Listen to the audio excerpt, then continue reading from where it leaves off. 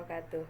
Perkenalkan, nama saya Dwi Aptezi, NPM D1A017003, jurusan Kesejahteraan Sosial Angkatan 2017, kelas A, Fakultas Ilmu Sosial dan Ilmu Politik, Universitas Bengkulu. Video ini saya buat untuk memenuhi tugas UAS mata kuliah Analisis Kebijakan Pembangunan. Di video ini, saya akan membahas materi tentang analisis stakeholder.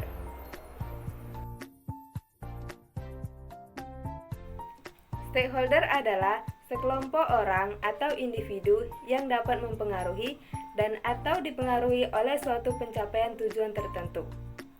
Stakeholder sering diidentifikasikan dengan suatu dasar tertentu, yaitu dari segi kekuatan dan kepentingan relatif stakeholder itu sendiri terhadap isu atau dari segi posisi penting dan pengaruh yang dimiliki mereka. Stakeholder dibagi menjadi dua kategori. Yang pertama, kategori stakeholder berdasarkan tingkat pengaruh dan kepentingan. Dalam kategori ini terdapat 3 macam stakeholder. 1. Stakeholder primer, yaitu mereka yang mempunyai pengaruh terendah terhadap hasil kebijakan, tetapi kesejahteraannya penting bagi pengambil keputusan. 2. Stakeholder sekunder, yakni mereka yang dapat mempengaruhi keputusan yang dibuat karena mereka adalah sebagian besar dari pengambil kebijakan dan terlibat dalam implementasi kebijakan. 3. Stakeholder eksternal, yaitu individu atau kelompok yang dapat mempengaruhi hasil dari suatu proses melalui lobby kepada pengambil keputusan.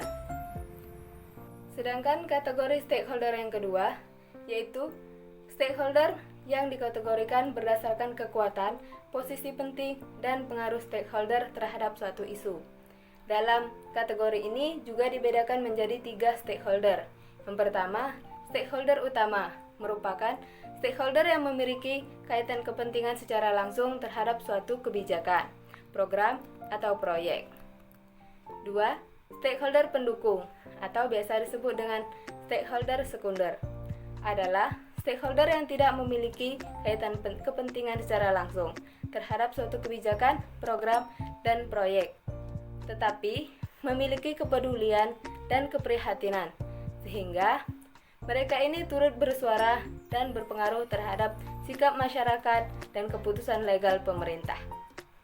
Dan yang ketiga, ada yang dinamakan dengan stakeholder kunci, merupakan stakeholder yang memiliki kewenangan secara legal dalam hal pengambilan keputusan.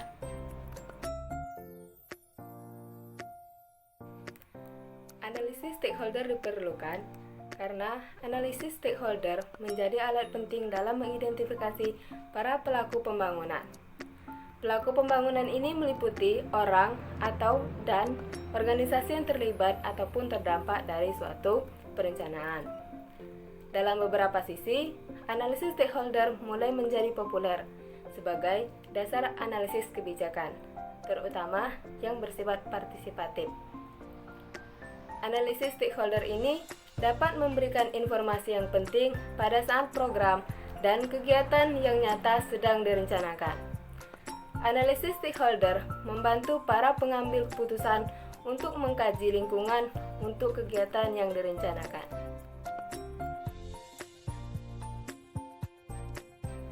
Adapun tujuan dari analisis stakeholder ini sendiri yaitu 1.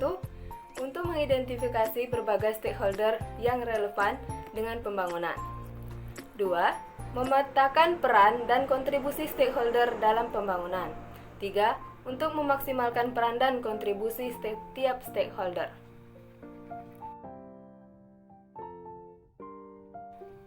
Terdapat 3 prinsip penting yang harus diperhatikan dalam melakukan analisis stakeholder. 1. Keterlibatan semua pihak. Dalam hal ini mencakup semua pihak yang dalam strata yang luas, mulai dari pihak marginal sampai pihak elit. 2. Relevan. Keterlibatan tidak mencakup semuanya, tetapi hanya pada perwakilan stakeholder yang relevan. Dalam hal ini, mereka yang memiliki peran penting dalam proses. Dan yang ketiga, kesetaraan gender. Dalam kesetaraan gender ini, maupun laki-laki ataupun perempuan harus memiliki akses yang sama.